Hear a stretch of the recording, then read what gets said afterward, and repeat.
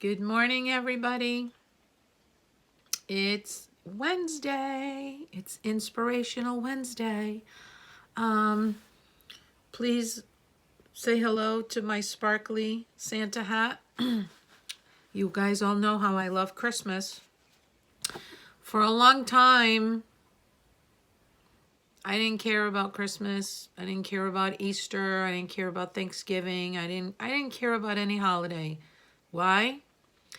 Because every time we set that table, there was that empty place. There was that spot that Eric would always sit at. He was always close by. He always sat either to my right or my left, so we would laugh and joke the whole time. There were the desserts that he would ask for that I always made sure I made. For his birthday, he never wanted a typical birthday cake. He always wanted my strawberry cheesecake. And we would laugh about how funny the words "Happy Birthday, Eric" would look when I would try to write them over the bumpy area of the strawberries. But those are now great memories that I can keep close to my heart and use to keep me going, because I know someday I will see my boy again.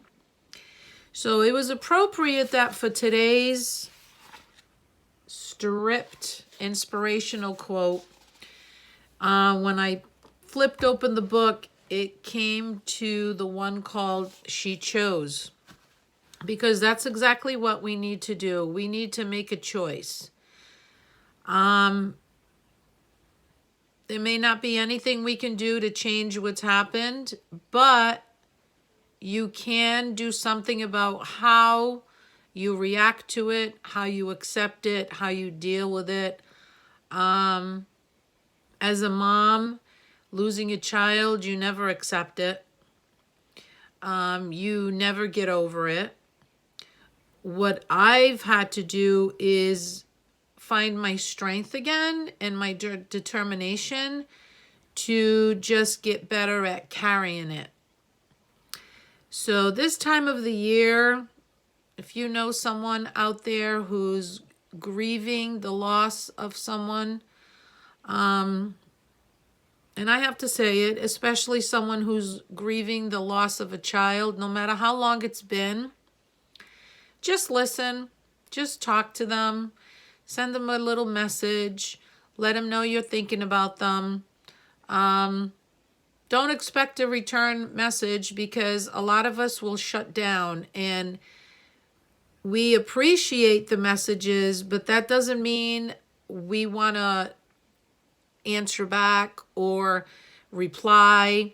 But I know personally, I have moments where I just need that quiet time. But at the same time, part of my quiet time is receiving those sweet messages from those that still reach out, that will send me a message that says, "I know you're not going to call me. I know you're not going to answer me, but I just want you to know that I'm thinking about you and sending you love." And sometimes that's all that parent needs, just to know you're thinking about them.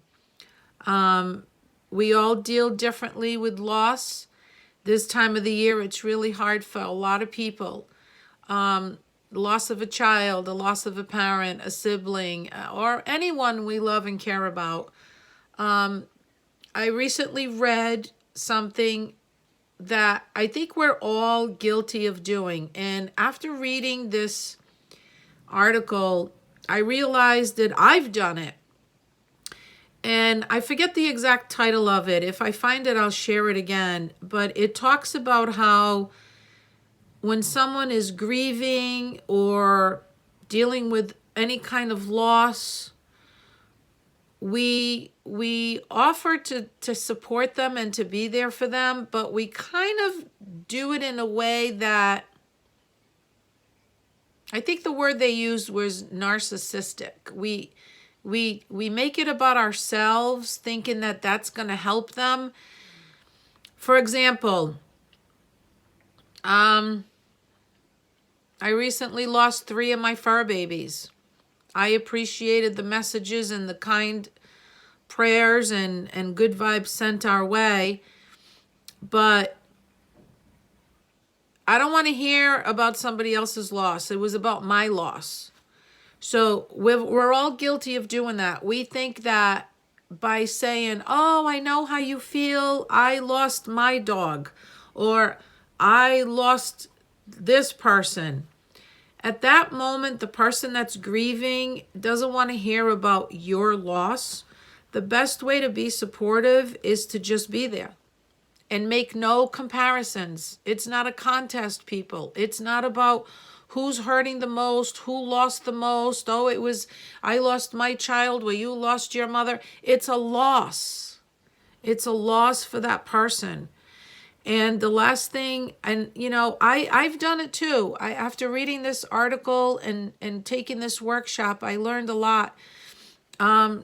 Sometimes we think by saying it that way, it's going to help the other person, but it's not always the case. The other person is so hurting at that moment that what they're probably thinking is, shut the hell up. I don't want to hear about your loss right now. I'm hurting. So when we reach out to support someone, I agree with what I learned in this workshop. Don't make comparisons. Don't compare it to yours, or, you know, just be there for the person. Just say to them, instead of saying, I know how you feel, this is what happened to me, just say to them, what can I do to help you right now? Do you want me to just listen? Do you need a hug? What can I do for you right now? Put yourself aside. So it's all different little ways that we can choose to be helpful, be supportive, be loving, be kind. None of us are perfect. We all have bad days where we're pissed off or angry at someone. I recently had a really bad experience at Lowe's here in Cranston. And when I saw this man again out in the parking lot, I really wanted to put my truck in reverse and run him over. Okay, so we're not perfect. We have those emotions too. He was very rude to me inside of the store. He said some things that he shouldn't have said. And he wasn't prepared for dealing with Anna Casador-Sacosio, who takes no poop from anybody. And I reminded him that he was probably mistaking me for his wife or his mama or somebody in his life who takes that from him, not me. So be smart, people. Stand your ground.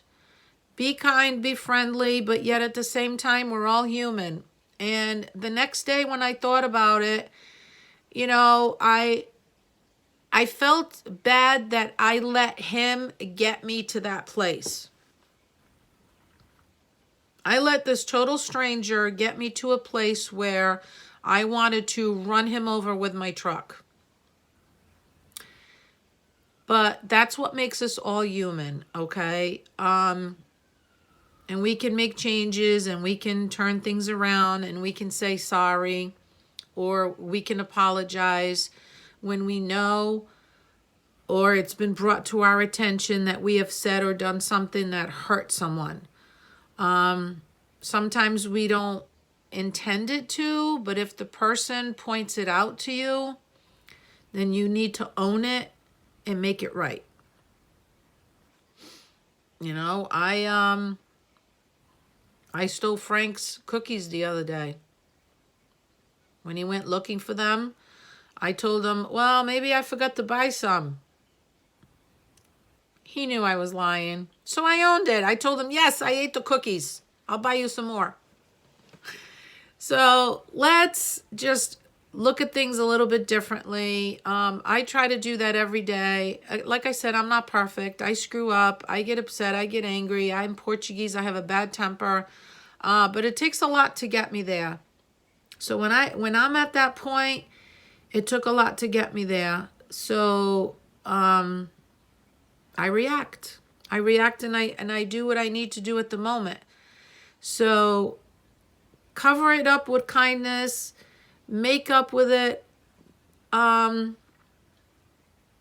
it. Own it. Own it. Own the fact that we're human and we have ups and downs and good and bad days. So here's today's poem. It's called She Chose. She realized she had this big, bold, and beautiful life. And she realized she didn't want to live it, chasing and crying and apologizing, starving and fearing and regretting. She realized she wanted to live it proudly and freely and creatively, lovingly and fully and sweetly. She realized she could choose, and so she chose. And that's it. Everything we do or don't do, even when we don't do something or we don't say something, it's all a choice. So make the choices that are best for you. This time of the year, we're all big mushy mush love bugs. And maybe we should do that all year, not just at Christmas and the holidays. And enjoy it a little bit more. It takes the stress levels down just a little bit. All right? I hope I gave you guys all something to think about. Love you. Have a good day.